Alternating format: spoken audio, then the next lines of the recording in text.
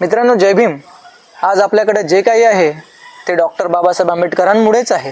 कारण पूर्वी आपल्या गळ्याला मडकं आणि पाठीला झाडू, आपल्या चालण्याचा सुद्धा, आपल्या सावलीचा सुद्धा ज्यांना विंटाळ होत होता, अशा या गुलामीच्या परिस्थितीमध्ये डॉक्टर बाबासाहेब आंबेडकरांनी 5000 वर्षाची गुलामगिरी फक्त 50 वर्षामध्ये संपवली.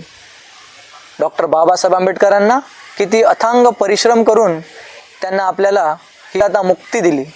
त्यांनी स्वतःची 4 मुले गमावली, पण आज आपले मुलं काय करतात तर पांठल्यावर सिगरेट फुकतात, दारू पितात, मस्ती करतात.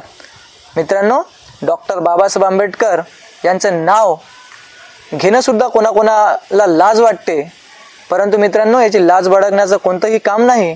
डॉक्टर बाबासाहेब आंबेडकरांनी कधीही आपल्यासाठी लाजले नाही. अरे, त्यांनी जर विचार केला असता तर जगामध्ये सर्वात श्रीमंत व्यक्ती ते झाले असते, पण त्यांनी आपल्या अस्पृश्य समाजाला समोर नेलं आणि आपलं नाव आपल्या समाजासाठी कधीच ते लाजले नाही. मग आपण जय भीम घेण्यासाठी का लाजतोय? मित्रांनो, सन्मानानं जय भीम घ्या. मी सुद्धा घेतो, तुम्ही सुद्धा घ्या. क्रांतिकारी जय भीम मित्रांनो, आणि कमेंट्समध्ये सगळ्यांनी जय भीम लिहा.